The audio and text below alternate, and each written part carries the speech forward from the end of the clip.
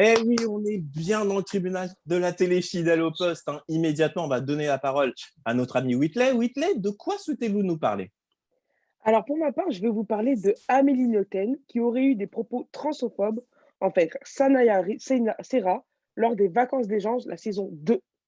D'accord. Alors, qu'est-ce qui s'est passé précisément, ma chère Whitley? Alors, lors d'une émission avec Sam Zira, au jour d'aujourd'hui, Sanaya se serait confiée, disant que Amélie Noten aurait eu des propos transphobes envers elle. Elle sort de son silence quand même après 4 ans. L'émission a été tournée il y a quand même 4 ans. Et elle sort de Mhm. son silence.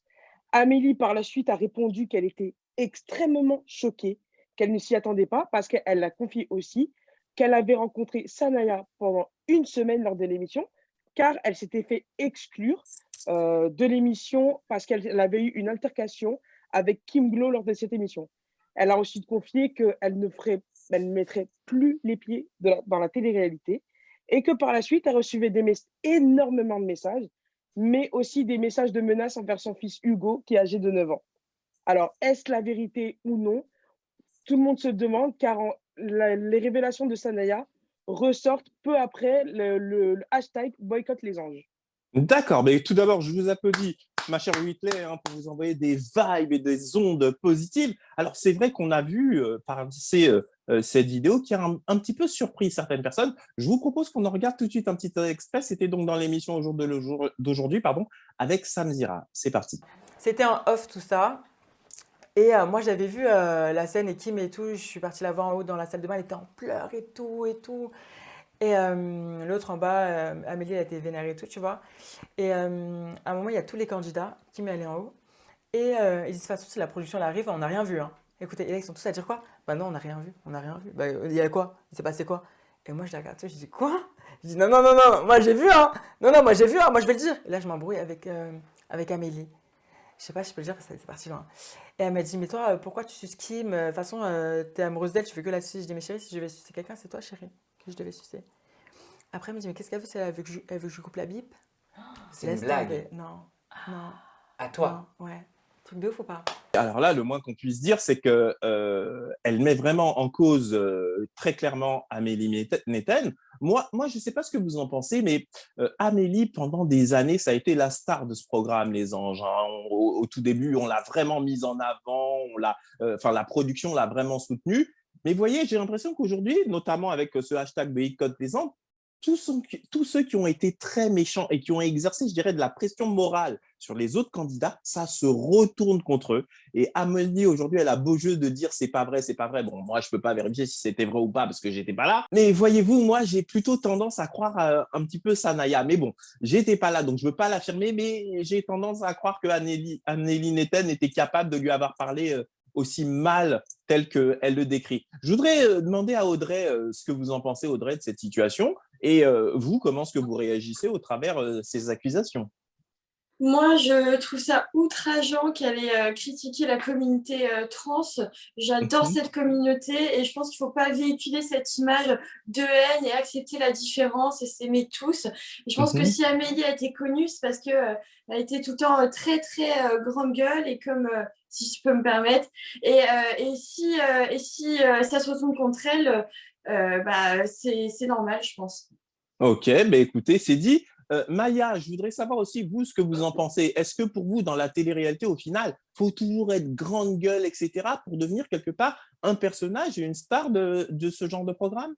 Alors, je trouve que c'est ce qui marche le plus, en tout cas dans ce genre de programme de télé-réalité. On peut prendre comme exemple Mila, Jessica Tivna ou Julien Tantif et les problèmes. Il ouvre vraiment sa bouche et c'est comme ça Mhm, qu'il s'est fait connaître. Donc oui, mais après, il y a aussi d'autres personnes qui n'ont pas forcément eu besoin. Imaginons Caroline Receveur.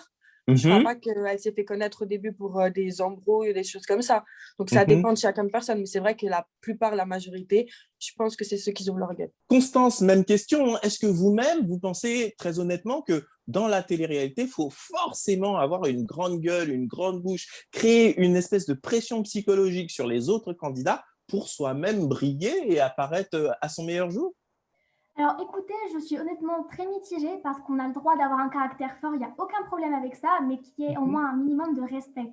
Ça, c'est ce qui est très important. Et justement, comme ce que disait Whitley tout à l'heure, Il n'y a aucun respect vis-à-vis de la communauté trans et je trouve que c'est très scandaleux.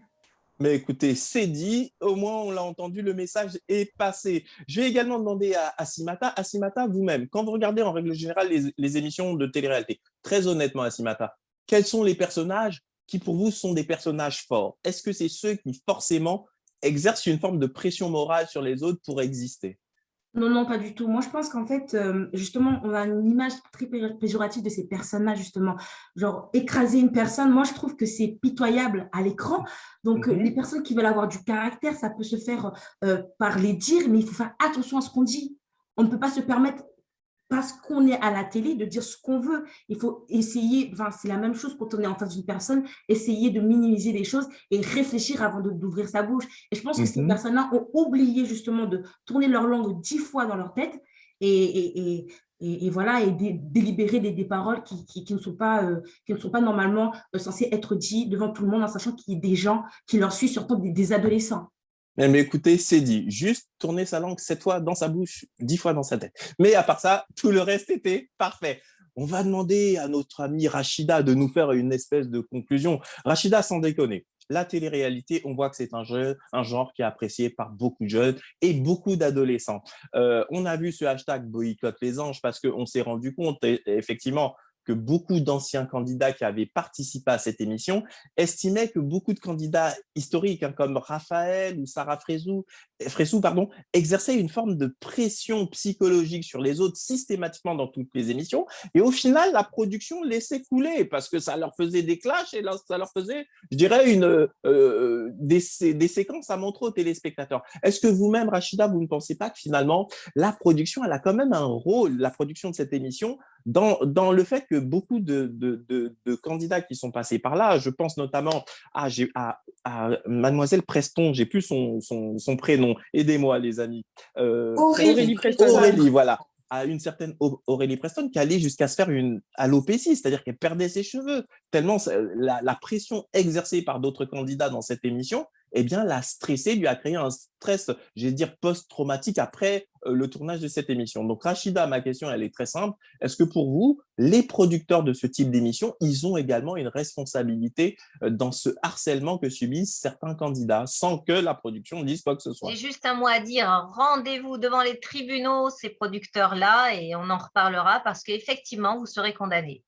C'est ce que je pense aussi, ma chère Rachida. Alors moi, bien évidemment, je ne souhaite pas aux gens du mal, mais là, il y a trop de témoignages qui montrent clairement que la production, quelque part, ça l'arrangeait bien d'avoir des candidats qui harcelaient d'autres candidats. Alors c'est vrai que pendant les tournages, eux ne le percevaient pas comme étant forcément de l'harcèlement, mais au sens juridique du terme, comme le dit à l'instant Rachida, parce qu'il y a des plaintes qui ont été déposées, au sens juridique du terme, moi, ça ne m'étonnerait pas non plus qu'il y ait des condamnations. Immédiatement, c'est un petit jingle, et on continue, hein, on est là. Oui, on est bien dans le tribunal de la télé, à tout de suite.